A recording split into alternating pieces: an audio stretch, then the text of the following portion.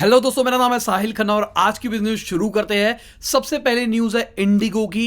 Indigo ने अपना 5 साल में सबसे बड़ा लॉस रिपोर्ट किया है और 92% तक इनकी सेल्स घटी है अप्रैल वाले क्वार्टर के अंदर। रीजन आपको पता ही है, कंप्लीट लॉकडाउन था, फ्लाइट्स बिल्कुल नहीं चल रही थी और जो चल रही थी वहां से उन्होंने कुछ पैसा कमा लिया है। और साथ में यह भी खबर आ रही है वो 2000 करोड़ की जो एसेट उन्होंने ली थी उसको लीज बैक कर सकते हैं, मतलब वापसी दे सकते हैं।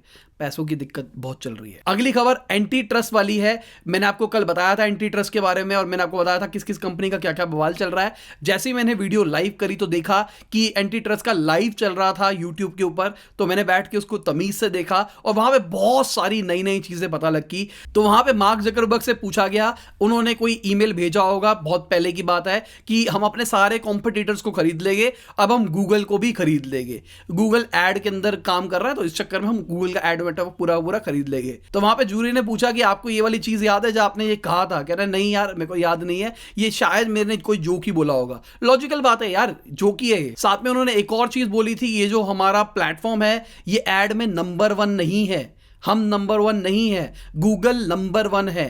अगर हम ग्रोथ के हिसाब से बात करके चले तो टिकटॉक फास्टेस्ट ग्रोइंग नेटवर्क है।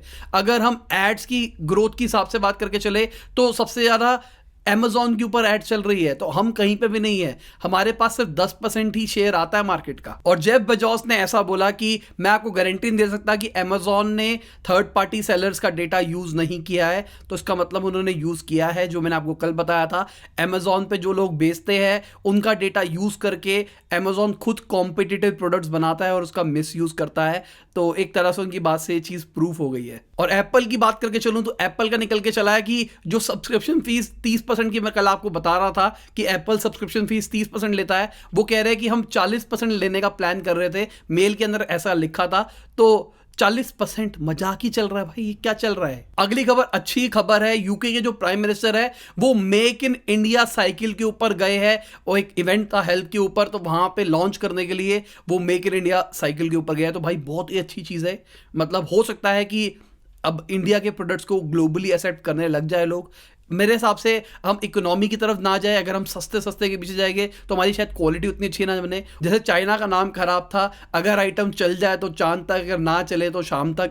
ये जो चीज़ें थी ना, ये चाइना का बहुत ज़्यादा चलता था। अगर हम क्वालिटी के ऊपर बात करें ना, एक्सपोर्ट अगर कुछ कर रहे हैं तो एक नंबर क्वालिटी एक्सपोर्ट करें, क्योंकि बाहर मार्केट लेने वाली बैठी है। अगर हम ऐसे अपने आप को पोर्ट्रे करें कि हम एक नंबर क्वालिटी बनाते हैं तो हमको बहुत बेनिफिट हो सकता है मेरे हिसाब से। अब चाइना की बात कर रहे हैं तो चाइना के आयरन ओर के जो इंपोर्ट है वो 8 साल में सबसे ज्यादा हो गए हैं पहले हाफ के अंदर। तो मतलब इंडिया से बहुत ही ज्यादा आयरन की ओर, मतलब कोर जो आयरन होता है, रॉ आयरन होता है, वो गया है। अगली खबर येस बैंक की है। येस बैंक ने रिलायंस ग्रुप का हेडक्वार्टर एक्वायर कर लिया है क्योंकि उन्होंने 2900 करोड़ रुपीस नहीं दिए थे। रिलायंस ये अनिल अंबानी वाला ग्रुप है, मुकेश अंबानी वाला ग्रुप नहीं है। अगली खबर थाईलैंड से है।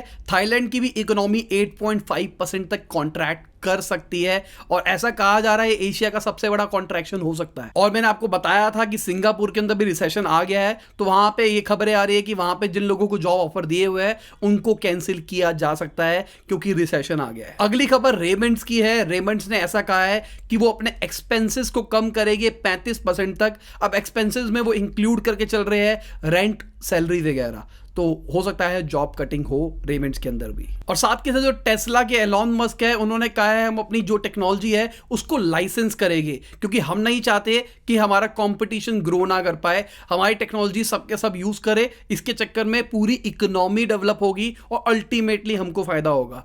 मुझे ऐसा पर्सनली लगता है कई इंडस्ट्रीज के अंदर जो एकदम नेसेंट स्टेज के अंदर है ना, वहां पे कंपटीशन होना बहुत ही ज्यादा जरूरी चीज है। एग्जाम्पल मान के चलते हैं, इंडिया के अंदर अभी डिजिटल मार्केटिंग सर्विसेज का उतना क्रेज नहीं है, कोर्सेज का तो है पर सर्विसेज का उतना ज्यादा क्रेज नहीं है। अगर अब बड़े बड़े प्लेयर्स आ जाएंगे जो कि ढंग से मार्केट करेंगे कि भाई डिजिटल मार्केटिंग एक नंबर चीज है, डिजिटल मार्केटिंग, तो लोगों को अवेयरनेस आएगी। जैसे अवेयरनेस आएगी, क्योंकि देखो सिंपल सी बात, अगर मान लो मैं चाहता हूं कि पूरी इंडिया को अवेयर करना है तो मुझे बहुत पैसा खर्च करना पड़ेगा, पर अगर मेरे जैसे 1000 बंदे पूरी इंडिया को अवेयर करने के लिए चलते हैं डिजिटल मार्केटिंग क्या होती है, तो हम सबकी कॉस्ट डिवाइड हो जाएगी और वो चीज पॉसिबल हो पाएगी।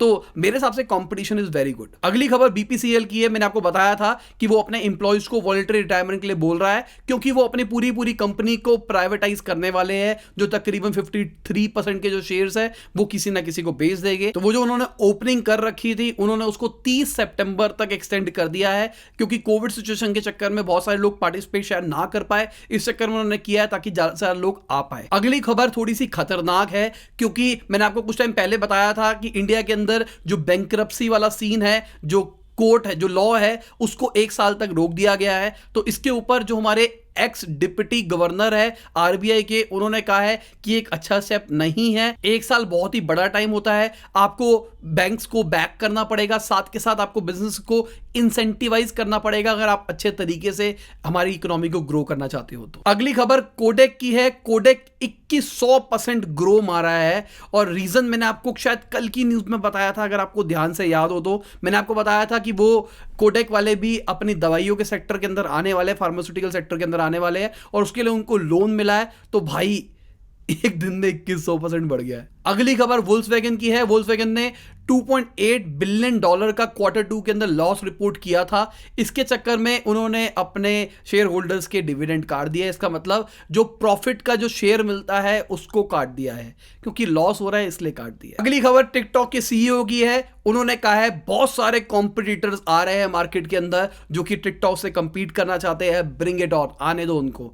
रीजन उन्होंने क्या बोला है, एक तो इंस्टाग्राम के बारे में बोला उन्होंने, गंदी ली है इंस्टाग्राम की। उन्होंने कहा है अभी वो रील्स का फंक्शन ले आया है, मौके पर चौका मार रहे हैं। इन्होंने फेसबुक ने पहले भी ट्राई किया था हमसे कंपीट करने का, वो नहीं कर पाए थे, अभी भी नहीं कर पाएंगे। साथ में एक खबर जो कि मैं बहुत टाइम से रिपीट कर रहा हूं टिकटॉक के बारे में, उनके इन्वेस्टर्स बायबैक कर सकते हैं। करंटली उन्होंने $50 बिलियन की वैल्यूएशन लगाई है टिकटॉक की। बेसिकली चाइना के चक्कर में ही सारा का सारा बवाल हो रहा है टिकटॉक के साथ में। तो अगर उनके जितने भी शेयर होल्डर्स हैं वो कंपनीज को खरीद लेते हैं और कंपनी का ओरिजिन ही चेंज हो जाता है, चाइना बेस नहीं रहता, तो कंपनी वर्थ रहेगी, क्योंकि बहुत सारे अलग अलग कंट्रीज के इन्वेस्टर के पैसे लगे हुए हैं इसके अंदर, तो वो अपना पैसा रिकवर करना चाहते हैं। अगली खबर डंजो की है। डंजो के अंदर डेटा ब्रीच हुआ है और जो उनके कस्टमर थे उनकी लास्ट शेयर लोकेशन तक लीक हो गई है। बुरी सिचुएशन है। अब इसके ऊपर स्टार्टअप्स भी कुछ नहीं कर सकती है, अपने एंड से वो जितनी सिक्योरिटी करे, पर अगर हैकर को कुछ गंदा कांड करना है तो वो कर ही देता है, चाहे आप कितने बड़े से बड़े रख दो। आप देखोगे ट्विटर तक हैक हो गया, तो ये डंजो वंजो तो कोई बड़ी चीज नहीं है। ट्विटर के पास कितने बड़े बड़े साइबर सिक्योरिटी वाले बंदे बैठे होंगे, लॉजिकली सोचो।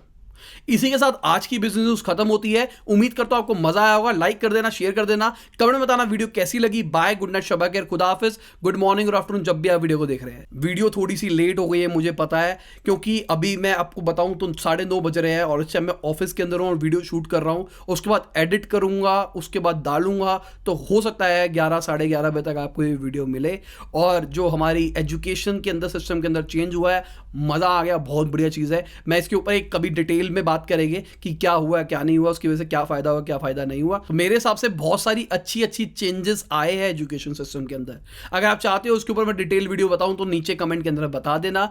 लॉजिकली मैं नहीं चाहता इसके ऊपर डिटेल वीडियो बनाना, मैं चाहता हूं कि इसको न्यूज के अंदर ही छोटा सा इंटीग्रेट कर दूं, क्योंकि मेरा चैनल बिजनेस चैनल है और एजुकेशन के ऊपर अभी मैं नहीं डालना चाहता इस चीज के ऊपर। शायद मैं आज साहिल खन्ना के ऊपर डाल दूं। कमेंट के अंदर बताओ कि इसके ऊपर डालनी चाहिए, आज साहिल खन्ना के ऊपर डालनी चाहिए, या न्यूज के अंदर इंटीग्रेट कर दूं।